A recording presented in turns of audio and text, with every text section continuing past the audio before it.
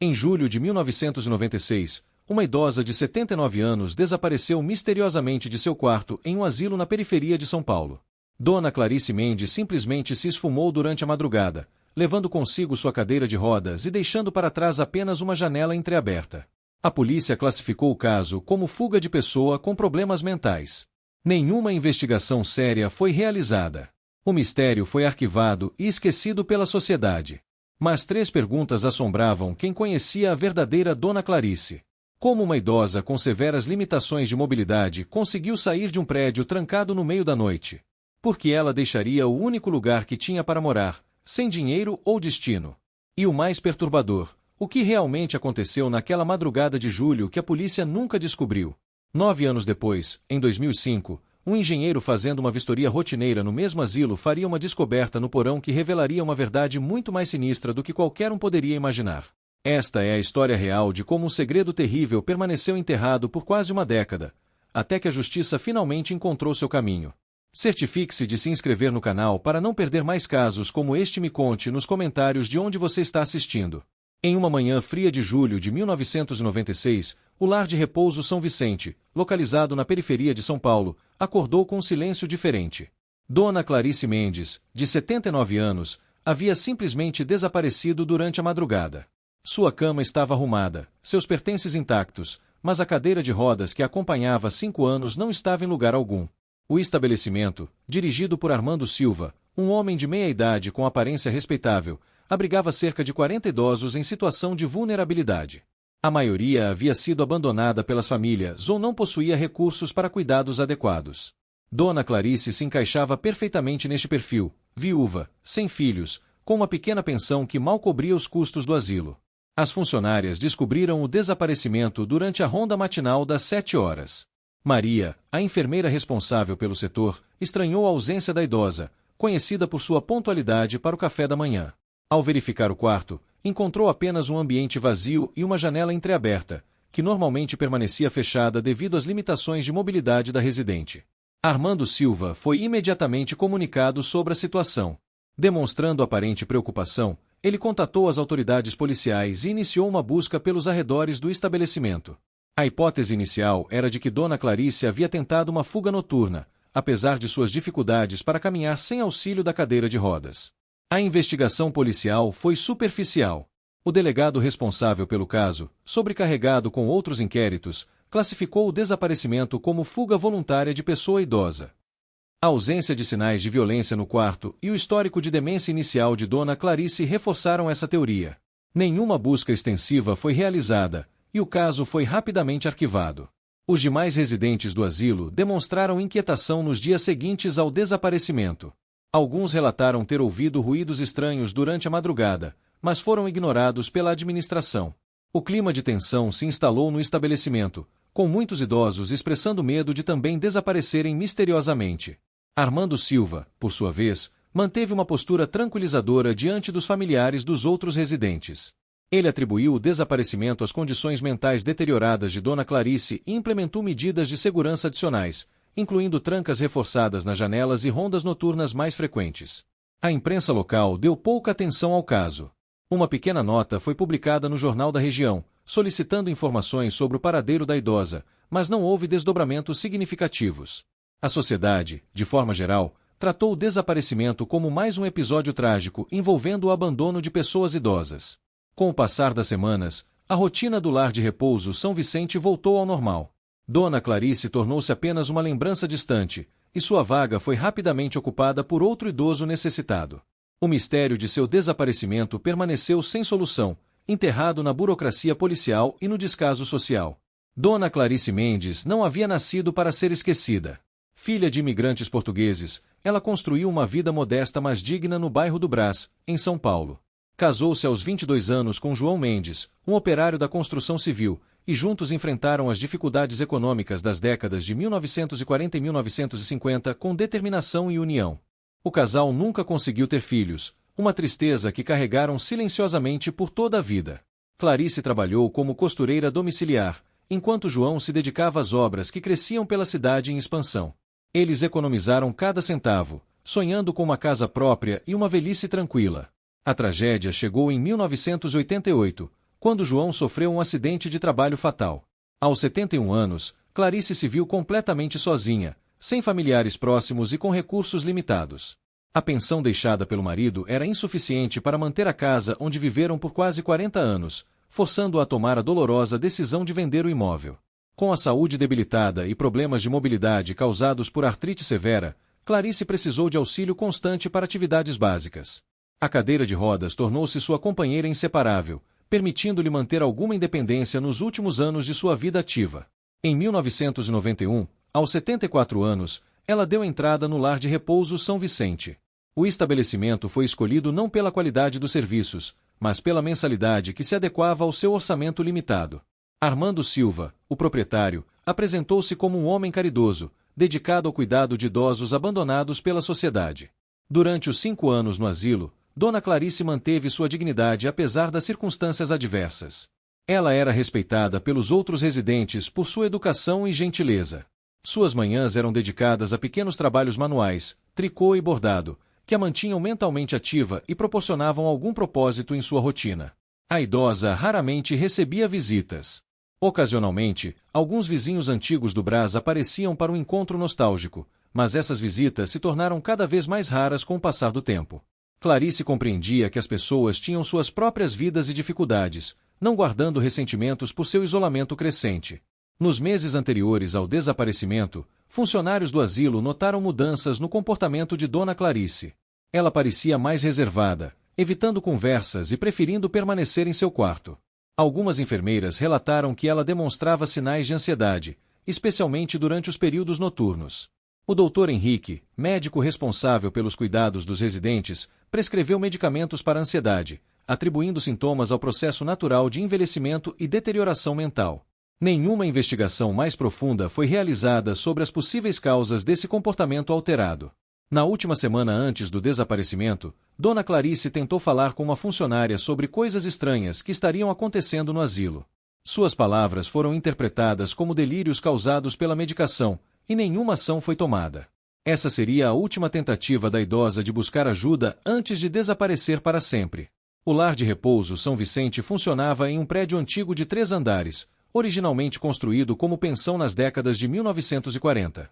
Armando Silva adquiriu o imóvel em 1985, transformando-o em um asilo sem investir adequadamente em reformas ou adaptações necessárias para o cuidado de idosos. A fachada deteriorada e os corredores mal iluminados davam ao local uma atmosfera sombria e negligente. As condições de funcionamento do estabelecimento refletiam a realidade de muitas instituições similares no Brasil dos anos 1990. A fiscalização era escassa, os recursos limitados e a sociedade demonstrava pouco interesse no bem-estar de idosos institucionalizados. Armando Silva aproveitou-se dessa negligência sistemática para operar com padrões mínimos de qualidade e segurança. O quadro de funcionários era reduzido e mal treinado. 2 enfermeiras se revezavam em turnos de 12 horas, responsáveis por 40 residentes com diferentes níveis de dependência. A rotatividade era alta, impedindo o desenvolvimento de vínculos afetivos entre cuidadores e idosos.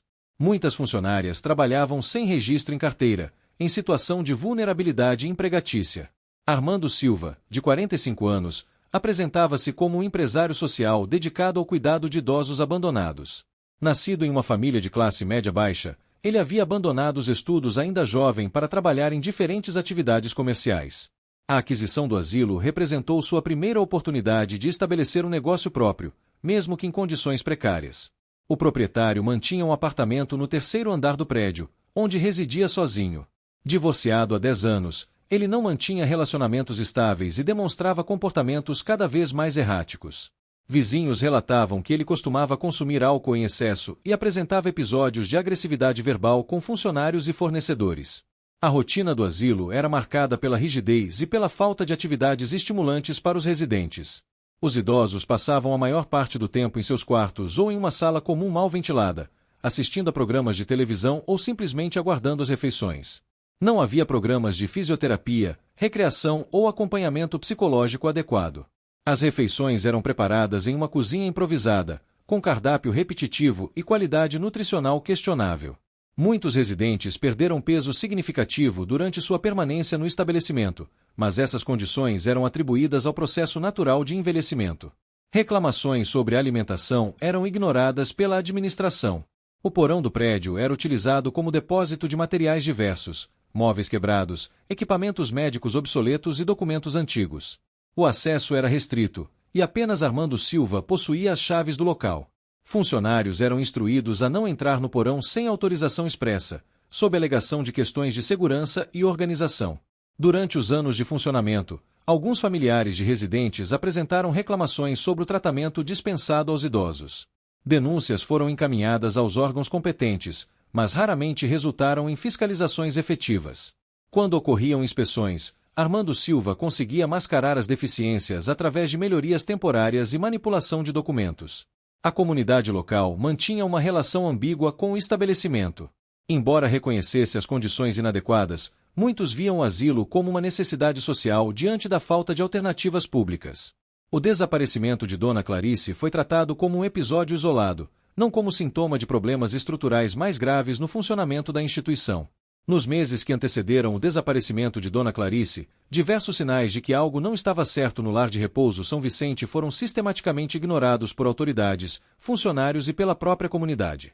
Esses indícios formavam um padrão perturbador que, se devidamente investigado, poderia ter evitado a tragédia que se desenrolaria. Maria Santos, enfermeira com 10 anos de experiência em cuidados geriátricos, começou a trabalhar no asilo em março de 1996. Desde os primeiros dias, ela notou comportamentos estranhos de Armando Silva, especialmente sua insistência em realizar rondas noturnas pessoalmente, algo incomum para proprietários de estabelecimentos similares. A profissional observou que Silva demonstrava interesse particular por residentes do sexo feminino, especialmente aquelas com menor capacidade de comunicação ou sem familiares que visitassem regularmente. Ele frequentemente permanecia longos períodos conversando com essas idosas, alegando prestar apoio emocional personalizado. Dona Clarice estava entre as residentes que mais recebiam atenção especial de Armando Silva. A enfermeira Maria notou que, após essas conversas, a idosa ficava visivelmente perturbada, apresentando sintomas de ansiedade e evitando contato visual com outras pessoas. Quando questionada sobre seu estado emocional, Clarice respondia com evasivas ou permanecia em silêncio. Em abril de 1996, Maria presenciou uma situação que a deixou profundamente desconfortável. Durante uma ronda noturna, ela encontrou Armando Silva saindo do quarto de Dona Clarice às 2 horas da madrugada. Ele alegou estar verificando se a idosa havia tomado corretamente sua medicação para dormir, mas sua aparência nervosa e o fato de Clarice estar acordada e agitada levantaram suspeitas na enfermeira. A funcionária decidiu reportar o incidente à sua supervisora, mas foi desencorajada a fazer qualquer tipo de denúncia formal. Foi informada de que Armando Silva era conhecido por sua dedicação aos residentes e que suas suspeitas poderiam ser interpretadas como difamação. Temendo perder o emprego, Maria decidiu apenas observar mais atentamente a situação. Outros funcionários também notaram mudanças no comportamento de vários residentes, especialmente mulheres idosas. Algumas se recusavam a permanecer sozinhas em seus quartos durante certas horas do dia, outras demonstravam medo excessivo de ruídos noturnos. Esses sintomas eram atribuídos a problemas de saúde mental relacionados à idade avançada. Seu Benedito, residente de 82 anos com quarto próximo ao de Dona Clarice, relatou a funcionários ter ouvido choros e conversas sussurradas vindos do quarto da vizinha durante várias madrugadas. Suas observações foram descartadas como confusão mental, típica de pessoas com início de demência senil. Em junho de 1996, uma sobrinha distante de Dona Clarice fez uma visita inesperada ao asilo. Ela notou que a tia parecia abatida e com sinais de perda de peso acentuada. Quando tentou conversar privadamente com Clarice, foi impedida por Armando Silva, que alegou necessidade de supervisão médica constante devido ao estado mental deteriorado da idosa. A visitante questionou as condições gerais do estabelecimento e foi informada por Silva que Dona Clarice estava passando por um período de adaptação a novos medicamentos. Ele sugeriu que visitas muito frequentes poderiam causar agitação desnecessária na paciente. Convencida pelos argumentos aparentemente técnicos, a sobrinha não insistiu em investigações adicionais. No final de junho, 2 semanas antes do desaparecimento, Maria Santos encontrou Dona Clarice chorando em seu quarto durante o turno da tarde. A idosa segurou sua mão e sussurrou palavras sobre coisas ruins acontecendo durante a noite. A enfermeira tentou obter mais detalhes, mas Clarice se recusou a elaborar, demonstrando medo visível de ser ouvida por outras pessoas. A noite de 15 de julho de 1996 começou como qualquer outra no lar de repouso São Vicente. A rotina noturna seguiu o padrão habitual, medicamentos distribuídos às 20 horas, luzes apagadas às 21 horas e rondas de verificação a cada 2 horas. Nada indicava que aquela seria a última noite de Dona Clarice Mendes no estabelecimento. Maria Santos estava de plantão no turno noturno, responsável por supervisionar todos os 40 residentes até às 7 horas da manhã seguinte. Sua rotina incluía verificar se os idosos haviam tomado corretamente suas medicações e atender a eventuais necessidades durante a madrugada. O trabalho era extenuante, mas ela havia desenvolvido afeto genuíno pelos residentes.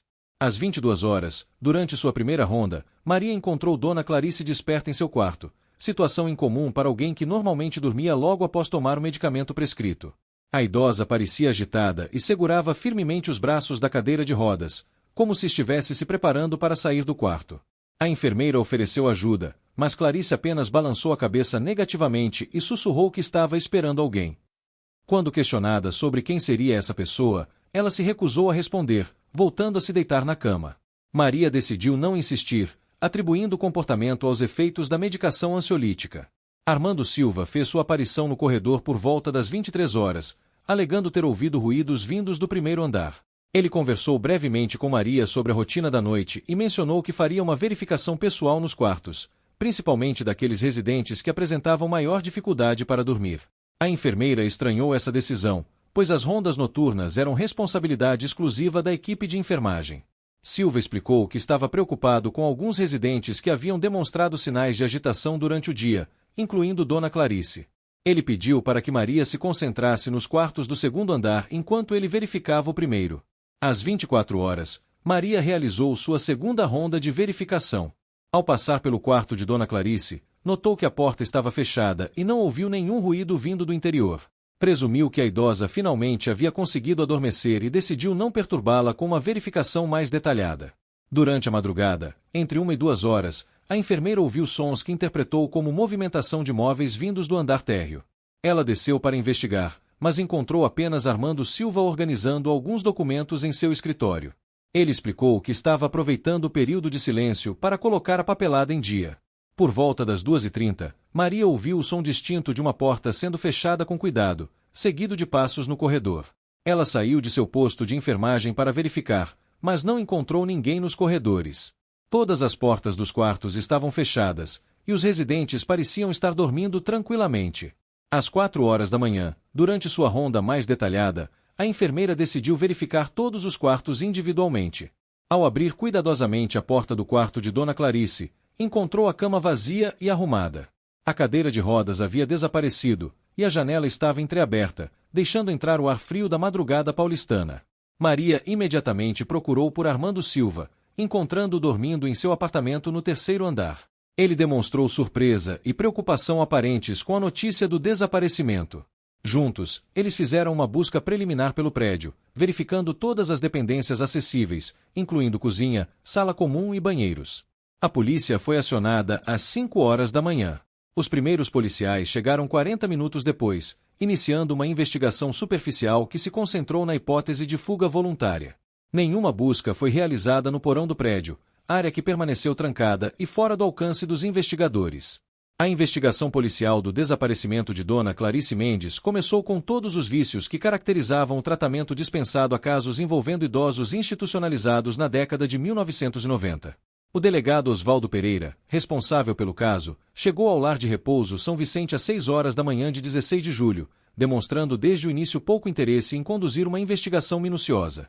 Pereira, com 25 anos de carreira policial, havia desenvolvido uma abordagem pragmática para casos que considerava de baixa prioridade.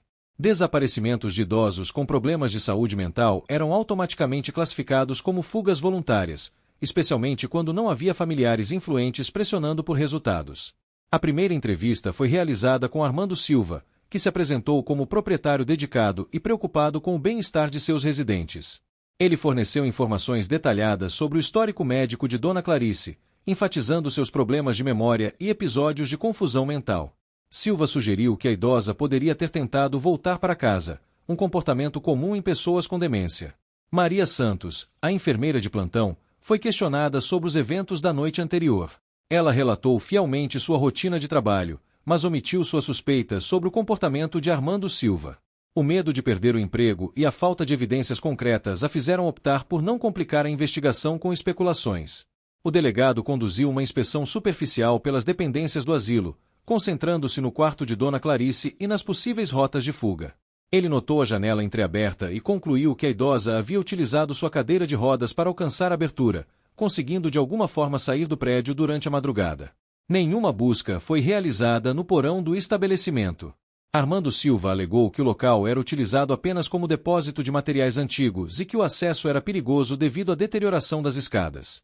O delegado aceitou a explicação sem questionar, focando sua atenção nas áreas comuns e nos arredores do prédio.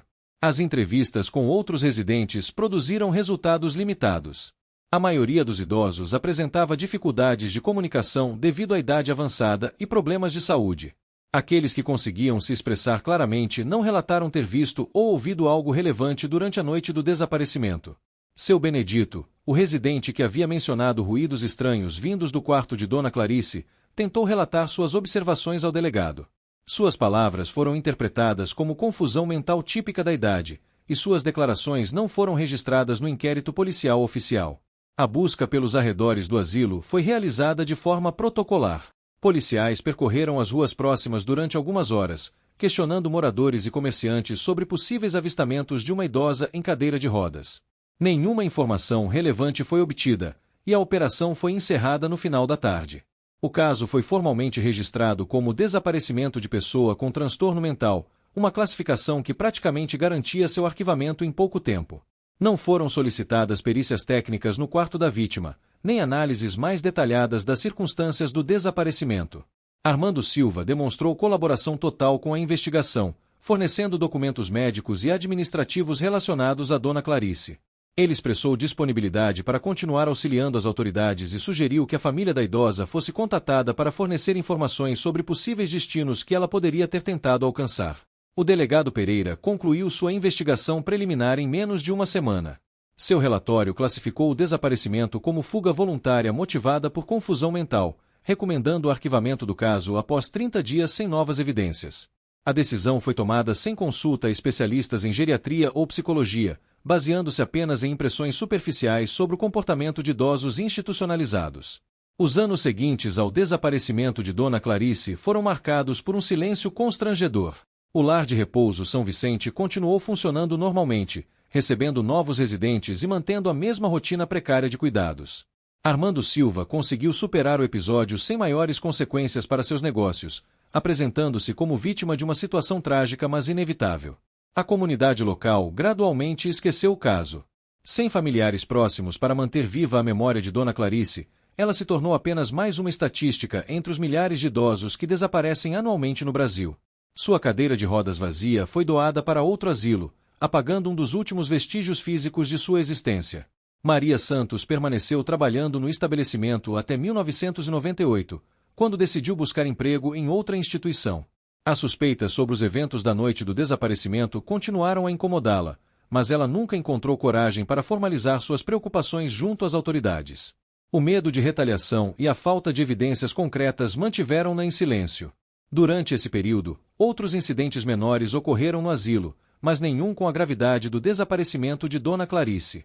Alguns residentes relataram pesadelos recorrentes e demonstravam medo excessivo de permanecer sozinhos em seus quartos. Esses sintomas eram consistentemente atribuídos a problemas psicológicos relacionados à idade avançada.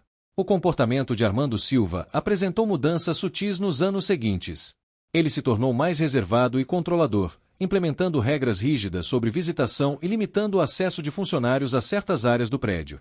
O porão permaneceu trancado e fora dos limites para todos, exceto para o proprietário.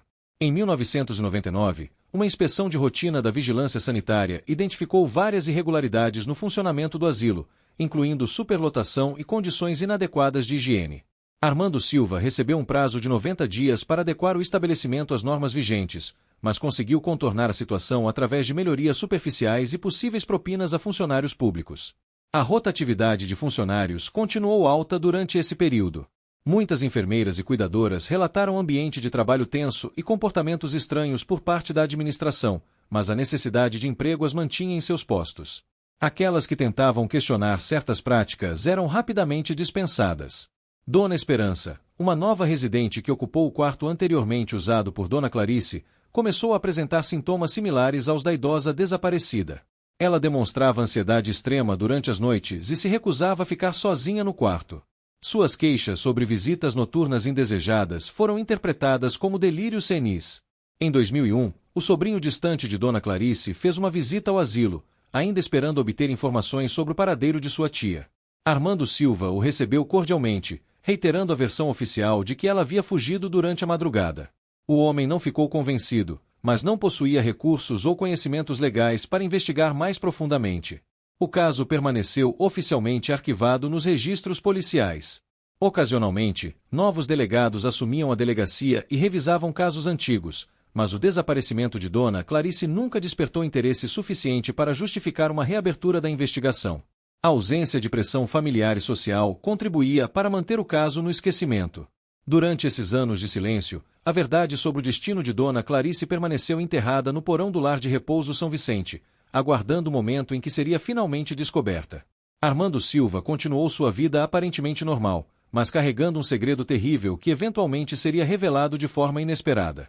Em março de 2005, quase 9 anos após o desaparecimento de Dona Clarice, o lar de repouso São Vicente enfrentou uma grave crise financeira.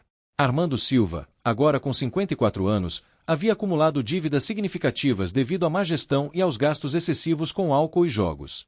O estabelecimento estava próximo da falência, forçando-o a considerar a venda do imóvel. Roberto Fernandes, engenheiro civil de 38 anos, foi contratado para realizar uma vistoria técnica completa do prédio antes de sua possível aquisição por uma rede de asilos particular. Sua função era avaliar as condições estruturais do imóvel e estimar os custos necessários para adequá-lo às normas atuais de funcionamento. Durante a inspeção, Roberto identificou diversos problemas estruturais, incluindo infiltrações, fiação elétrica obsoleta e sinais de deterioração nas fundações. Para avaliar adequadamente esses problemas, ele precisava acessar o porão do prédio, área que Armando Silva havia mantido trancada por quase uma década. Silva inicialmente se recusou a fornecer acesso ao porão, alegando que o local era utilizado apenas como depósito e não influenciaria na avaliação técnica.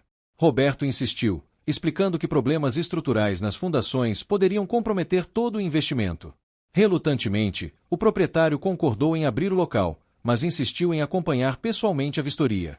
Ao descer as escadas deterioradas que levavam ao porão, Roberto imediatamente percebeu o odor característico de mofo e umidade excessiva. O local estava repleto de móveis antigos, equipamentos médicos obsoletos e caixas de documentos empilhadas de forma desorganizada. A iluminação deficiente dificultava a inspeção detalhada.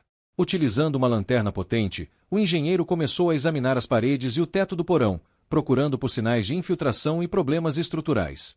Armando Silva permanecia nervoso ao seu lado, constantemente sugerindo que a inspeção fosse abreviada devido aos riscos de segurança no local. Ao se dirigir para um canto específico do porão, Roberto notou que uma seção da parede parecia ter sido recentemente modificada. Blocos de concreto haviam sido adicionados de forma improvisada, criando uma pequena divisão que não constava nas plantas originais do prédio. A qualidade da construção era claramente amadora. Intrigado pela descoberta, o engenheiro solicitou esclarecimentos sobre a modificação.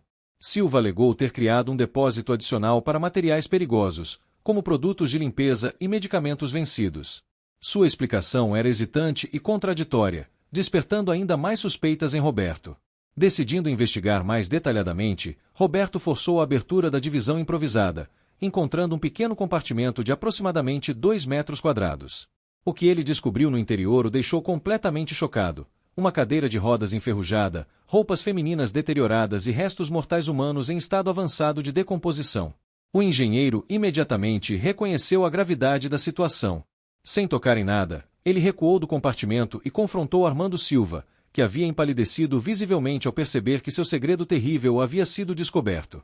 O proprietário do asilo tentou elaborar uma explicação incoerente sobre restos mortais antigos encontrados durante reformas. Roberto não acreditou nas justificativas e imediatamente acionou as autoridades policiais através de seu telefone celular. Armando Silva tentou dissuadi-lo, oferecendo dinheiro e ameaçando consequências legais por invasão de propriedade, mas o engenheiro manteve-se firme em sua decisão de denunciar o crime.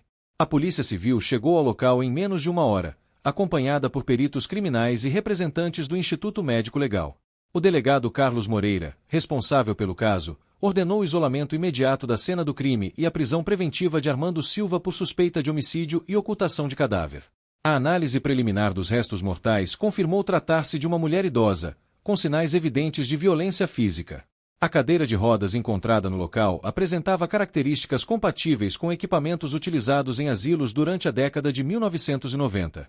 Fragmentos de tecido indicavam que a vítima estava vestindo camisola hospitalar no momento da morte. Armando Silva foi conduzido à delegacia para interrogatório, onde inicialmente negou qualquer envolvimento com os restos mortais encontrados. Ele alegou que o compartimento já existia quando adquiriu o prédio e que nunca havia acessado adequadamente aquela área do porão. Suas contradições ficaram evidentes quando confrontado com detalhes técnicos sobre a construção improvisada. Os peritos determinaram que a modificação na parede havia sido realizada recentemente, provavelmente dentro dos últimos 10 anos. A qualidade amadora da construção e os materiais utilizados indicavam trabalho realizado por pessoas sem conhecimento técnico especializado, mas com acesso constante ao local. A descoberta gerou comoção na comunidade local e chamou a atenção da imprensa regional. Moradores do bairro demonstraram choque ao saber que um crime tão grave havia ocorrido em suas proximidades durante anos sem que ninguém suspeitasse. Familiares de outros residentes do asilo exigiram investigações sobre possíveis crimes adicionais. Roberto Fernandes foi considerado fundamental para a descoberta do crime e colaborou integralmente com a investigação. Ele forneceu relatório técnico detalhado sobre as condições do compartimento secreto e as evidências de construção recente. Seu depoimento foi crucial para desmontar as alegações de inocência de Armando Silva. A notícia da descoberta chegou rapidamente aos ouvidos de Maria Santos, ex-funcionária do asilo que havia presenciado eventos suspeitos durante a noite do desaparecimento de Dona Clarice. Pela primeira vez em 9 anos, ela decidiu procurar as autoridades para relatar suas suspeitas sobre o proprietário do estabelecimento. O interrogatório de Armando Silva se estendeu por 3 dias consecutivos, com o delegado Carlos Moreira utilizando técnicas psicológicas para quebrar a resistência do suspeito. A evidência física encontrada no porão, combinada com os depoimentos de ex-funcionários que começaram a surgir após a descoberta, criou um quadro irrefutável de culpabilidade. Maria Santos foi a primeira ex-funcionária a se apresentar voluntariamente às autoridades. Seu depoimento detalhado sobre os eventos da noite de 15 de julho de 1996 forneceu o contexto necessário para compreender como o crime havia sido executado.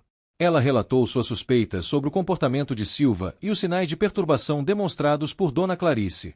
Confrontado com o testemunho de Maria e outras evidências, Armando Silva finalmente confessou seu crime na 3ª noite de interrogatório. Sob pressão psicológica extrema e aconselhado por seu advogado sobre os benefícios da confissão, ele revelou detalhes perturbadores sobre o assassinato de Dona Clarice Mendes. Silva admitiu ter desenvolvido uma obsessão doentia por residentes idosas do sexo feminino, especialmente aquelas sem familiares próximos que pudessem questioná-lo. Ele aproveitava-se de sua posição de autoridade para assediar e abusar sexualmente das vítimas durante as madrugadas, quando a supervisão era mínima. Dona Clarice havia se tornado o alvo principal de seus abusos durante os meses anteriores ao assassinato. Ela tentou resistir e ameaçou denunciar os crimes às autoridades, o que levou Silva a tomar a decisão de eliminá-la para preservar seu segredo e evitar a exposição de suas atividades criminosas. Na noite de 15 de julho, Silva aguardou que Maria Santos se concentrasse nos quartos do 2º andar para executar seu plano. Ele entrou no quarto de Dona Clarice e a forçou a acompanhá-lo até o porão, utilizando sua cadeira de rodas para transportá-la sem despertar suspeitas de outros residentes. No porão, Silva manteve Dona Clarice em cativeiro por várias horas, submetendo-a a abusos físicos e sexuais. Quando ela novamente ameaçou denunciá-lo assim que tivesse oportunidade, ele a assassinou por asfixia, utilizando travesseiros encontrados no próprio local. A morte foi lenta e agonizante. Após o assassinato, Silva construiu improvisadamente o compartimento secreto onde ocultou o corpo de Dona Clarice junto com sua cadeira de rodas e roupas. Ele utilizou materiais de construção disponíveis no próprio asilo, trabalhando durante várias madrugadas para completar a obra sem despertar suspeitas. Para justificar o desaparecimento, Silva arrumou cuidadosamente o quarto da vítima e entreabriu a janela, criando a impressão de fuga voluntária. Ele contava com o preconceito das autoridades em relação a casos envolvendo idosos institucionalizados para evitar investigação minuciosa. A confissão de Silva revelou também que Dona Clarice não havia sido sua única vítima. Ele admitiu ter abusado sexualmente de pelo menos outras 6 residentes durante os anos de funcionamento do asilo, sempre escolhendo mulheres vulneráveis e sem apoio familiar. A maioria dessas vítimas havia falecido por causas naturais, levando seus traumas para o túmulo. O delegado Moreira classificou o crime como homicídio qualificado por motivo torpe, meio cruel e impossibilidade de defesa da vítima. Foram adicionadas acusações de estupro, cárcere privado, ocultação de cadáver e abuso de pessoas vulneráveis. O conjunto de crimes poderia resultar em pena de prisão perpétua. A confissão detalhada de Silva foi gravada e transcrita, servindo como evidência fundamental para o processo judicial. Ele demonstrou remorso aparente durante o interrogatório, mas peritos psicológicos posteriormente identificaram traços de psicopatia e comportamento manipulador em sua personalidade. O julgamento de Armando Silva começou em setembro de 2005, atraindo atenção nacional devido à natureza hedionda dos crimes e ao tempo decorrido entre o assassinato e a descoberta. O Ministério Público designou sua promotora mais experiente em casos de violência contra idosos para conduzir a acusação, enquanto a defesa tentava alegar insanidade mental. As audiências revelaram detalhes chocantes sobre as condições do lar de repouso São Vicente e a negligência sistemática das autoridades responsáveis pela fiscalização. Testemunhas descreveram um ambiente de terror para os residentes mais vulneráveis, onde abusos eram rotineiros e denúncias eram sistematicamente ignoradas. Maria Santos prestou depoimento emocionante sobre sua convivência com Dona Clarice e os sinais de sofrimento que a idosa demonstrava nos meses anteriores ao assassinato. Ela se declarou culpada por não ter agido decisivamente para proteger a vítima, carregando o peso da omissão durante 9 anos de silêncio. O engenheiro Roberto Fernandes foi considerado herói por sua coragem em denunciar a descoberta e colaborar integralmente com a investigação. Seu depoimento técnico foi fundamental para comprovar que Silva havia construído o compartimento secreto especificamente para ocultar o crime, demonstrando premeditação e frieza. Peritos médicos confirmaram que Dona Clarice havia sofrido violência sexual prolongada antes de ser assassinada. A análise dos restos mortais revelou fraturas consistentes com agressões físicas e sinais de que ela tentou resistir ao ataque. A causa da morte foi confirmada como asfixia intencional. Outros ex-funcionários do asilo prestaram depoimentos que corroboraram o padrão de comportamento abusivo de Silva. Eles relataram episódios em que residentes idosas demonstravam medo excessivo do proprietário e se recusavam a permanecer sozinhas em seus quartos durante períodos noturnos. A defesa tentou argumentar que Silva sofria de transtornos mentais que diminuíam sua capacidade de discernimento, mas exames psiquiátricos indicaram que ele estava plenamente consciente de seus atos e das consequências. Sua capacidade de planejar e executar o crime de forma elaborada contradizia alegações de insanidade. Em dezembro de 2005, o júri popular condenou Armando Silva a 45 anos de prisão em regime inicialmente fechado. A pena incluiu condenações por homicídio qualificado, estupro, cárcere privado e ocultação de cadáver. Ele foi também obrigado a pagar indenização aos parentes de Dona Clarice. A condenação gerou mudanças significativas na legislação sobre fiscalização de asilos e proteção de idosos institucionalizados. Novas normas foram implementadas para garantir supervisão mais rigorosa e canais seguros para a denúncia de abusos. O caso tornou-se referência em cursos de formação para profissionais da área.